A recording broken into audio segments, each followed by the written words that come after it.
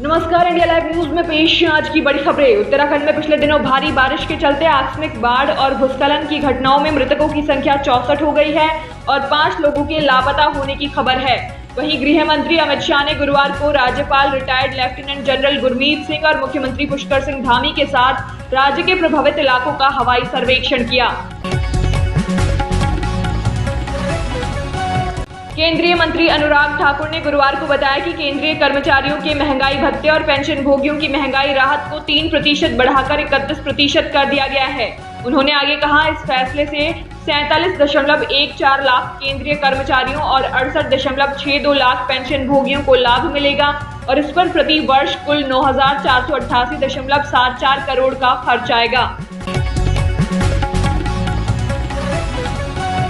शिवसेना नेता संजय राउत ने महाराष्ट्र में बीजेपी शासित पिंपरी चिंचवड महानगर पालिका में 500 करोड़ रुपए के घोटाले होने का आरोप लगाया है। राउत ने ट्वीट किया, मैंने घोटालों के खिलाफ लड़ने वाले बीजेपी नेता किरीट सोमैया को पत्र भेजा है जिसमें धन के दुरुपयोग का विवरण है। आशा है वो जांच शुरू कराने के लिए ईडी में अपने प्रभाव का इस्तेमाल करेंगे।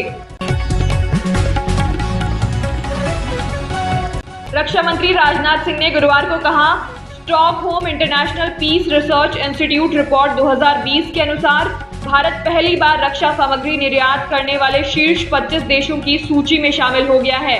बकौल सिंह, हमने रक्षा वस्तु एवं सेवा और एरोस्पेस क्षेत्र में 2024-25 तक 35,000 करोड़ के निर्यात का लक्ष्य रखा है। सुप्रीम कोर्ट ने किसान आंदोलन के कारण बंद पड़ी सड़कों से किसानों को हटाने के मामले में किसान संगठनों से 3 हफ्ते में जवाब मांगा है। जस्टिस संजय सिंह कौल ने कहा, मैं आंदोलन करने के उनके अधिकार के खिलाफ नहीं हूं, लेकिन सड़कों को बंद नहीं रख सकते। कोर्ट नोएडा की एक महिला की याचिका पर सुनवाई कर रहा है। बॉम्बे हाईकोर्ट ने 2016 के पुणे जमीन विवाद से जुड़े मनी लॉन्ड्रिंग के एक मामले में एनसीपी नेता व महाराष्ट्र के पूर्व मंत्री एकनाथ खड़से को गुरुवार को गिरफ्तारी से 1 सप्ताह के लिए अंतरिम सुरक्षा दे दी। इस मामले में खड़से के दामाद गिरीश चौधरी को जुलाई में गिरफ्तार किया गया था और अभी वो न्यायिक हिरासत में हैं। कांग्रेस ने उत्तर प्रदेश के आगामी विधानसभा चुनाव के बाद पार्टी की सरकार बनने पर राज्य की छात्राओं को स्मार्टफोन और इलेक्ट्रिक स्कूटर देने का वादा किया है। कांग्रेस महासचिव प्रियंका गांधी वाड्रा ने कहा, 12वीं पास लड़कियों को स्मार्टफोन और ग्रेजुएट लड़कियों को इलेक्ट्रिक स्कूटर दिया जाएगा। वहीं बकौल कांग्रेस वो विधानसभा चुनाव में 40% टिकट महिलाओं को देंगी। भारत ने गुरुवार को कोविड-19 टीके की 100 करोड़ खुराक लगाने का आंकड़ा पार कर लिया। भारत का कोविड-19 टीकाकरण अभियान 16 जनवरी को शुरू हुआ था और पिछले माह प्रधानमंत्री नरेंद्र मोदी के जन्मदिन पर देश में रिकॉर्ड 2.5 करोड़ से अधिक टीके लगाए गए थे। गौरतलब है, देश की करीब 30% आबादी को दोनों खुराक लग चुकी है। भारत द्वारा 100 करोड़ कोविड-19 टीकाकरण का आंकड़ा पार करने पर कांग्रेस सांसद शशि थरूर ने कहा है, ये सभी भारतीयों के लिए गर्व की बात है, सरकार को श्रेय देना बनता है। वहीं कांग्रेस प्रवक्ता पवन खेड़ा ने कहा, सरकार को श्रेय देना कोविड-19 कुप्रबंधन से पीड़ित परिवारों का अपमान है। इस श्रेय के हकदार वैज्ञानिक और चिकित्सा जगत हैं। भारत द्वारा 100 करोड़ कोविड-19 टीकाकरण की उपलब्धि हासिल करने के बीच सरकार ने एक ग्राफ शेयर किया है जिसमें फरवरी से हर माह लगाई गई खुराकों के आंकड़े दिखाए गए हैं। फरवरी में 1 करोड़, मार्च में 5 करोड़, अप्रैल में 9 करोड़, मई में 6 करोड़, जून में 12 करोड़ और जुलाई में 13 करोड़ खुराकें लगाई गई। भारत में कोविड-19 वैक्सीन की 100 करोड़ से अधिक डोज लगने पर WHO साउथ ईस्ट एशिया की क्षेत्रीय निदेशक डॉक्टर पूनम क्षेत्रपाल सिंह ने देश को बधाई दी है। उन्होंने कहा, मजबूत राजनीतिक नेतृत्व, विभिन्न विभागों के तालमेल और स्वास्थ्य कर्मियों व फ्रंटलाइन वर्कर्स के समर्पित प्रयासों के बिना इतने कम समय में ये कीर्तिमान बनाना संभव नहीं था।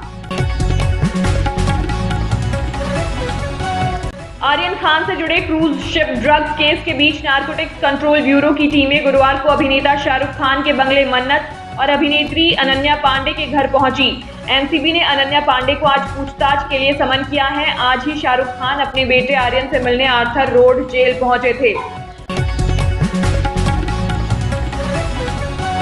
वहीं एनसीबी के निदेशक समीर वानखेड़े ने कहा है कि गुरुवार को एनसीबी की टीम अभिनेता शाहरुख खान के बंगले मन्नत पर क्रूज ड्रग्स केस में गिरफ्तार उनके बेटे आर्यन से जुड़े कुछ दस्तावेज लेने पहुंची थी। उन्होंने कहा, मन्नत पर कोई रेड नहीं हुई। एनसीबी की टीम अभिनेत्री अनन्या पांडे के घर भी गई थी और उन्हें समन किया।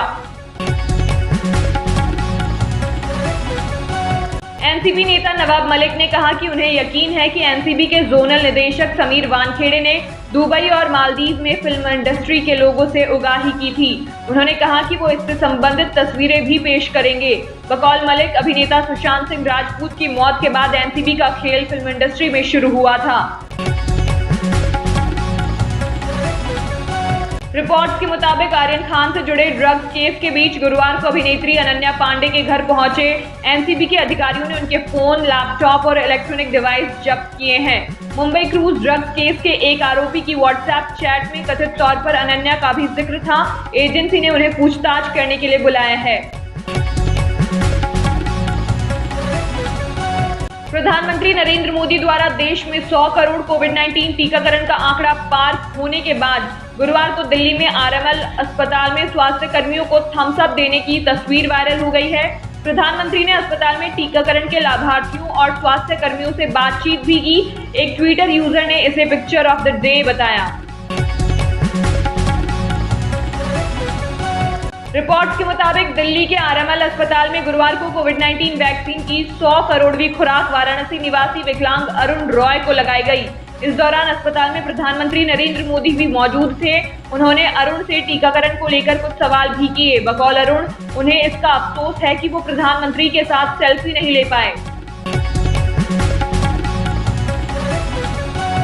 मुंबई पुलिस की सोशल मीडिया लैब ने पिछले एक साल में सोशल मीडिया प्लेटफॉर्म्स के 45,000 भड़काऊ, संवेदनशील और आपत्तिजनक पोस्ट के खिलाफ कार्यवाही की और अफवाहें फैलाने को लेकर 12 एफआईआर दर्ज की। इनमें से 26,825 पोस्ट हटा दिए गए हैं। एक अधिकारी के अनुसार 41,081 भड़काऊ पोस्ट सांप्रदायिक मिली, जिनमें से कई सांप्रदायिक अशांति पैदा कर सकती थी। सीबीआई ने झारखंड के धनबाद में जज उत्तम आनंद की मौत के मामले में बुधवार को चार्जशीट दाखिल की। चार्जशीट में ऑटो रिक्शा ड्राइवर और उसके सहयोगी पर हत्या का आरोप लगाया गया है।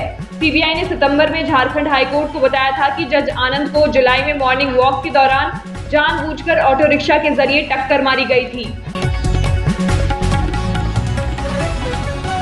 बांग्लादेश पुलिस ने दुर्गा पूजा पंडाल में भगवान हनुमान की मूर्ति के घुटने पर कुरान रखने वाले शख्स की पहचान 35 वर्षीय इकबाल हुसैन के रूप में की है। इस घटना के कारण बांग्लादेश में सांप्रदायिक हिंसा हुई थी, जिसमें 7 लोगों की मौत हुई। एक वीडियो में हुसैन कथित तौर पर कुरान को पंडाल में ले जाता दिखा है। वॉशिंगटन डीसी के अटॉर्नी जनरल कार्ल ड्रेसन ने कैम्ब्रिज एनालिटिका स्कैंडल में फेसबुक पर दायर एक मुकदमे में इसके सीईओ मार्क जकरबर्ग को एक प्रतिवादी बताया है। बकौल ड्रेसन, जांच में पता चला कि कैम्ब्रिज एनालिटिका द्वारा यूजर्स के डेटा संग्रहण से जुड़े फैसलों में जकरबर्ग शामिल थे। वहीं पहली बार किसी अमेरिकी नियामक ने जकरबर्ग का नाम लिया है। पूर्व अमेरिकी राष्ट्रपति डोनाल्ड ट्रंप ने कहा कि वो उन पर प्रतिबंध लगाने वाली फेसबुक और ट्विटर जैसी बड़ी टेक कंपनियों के अंकुश के विरोध में अपना social media app truth social launch करेंगे। उन्होंने कहा, ट्विटर पर तालिबान मौजूद है, लेकिन आपके पसंदीदा अमेरिकी राष्ट्रपति को चुप करवा दिया गया है। ट्रुथ सोशल का बीटा वर्जन अगले महीने आएगा। इसी तरह की अन्य अपडेट्स के लिए इंडिया लाइव न्यूज को लाइक, शेयर और सब्सक्राइब करें।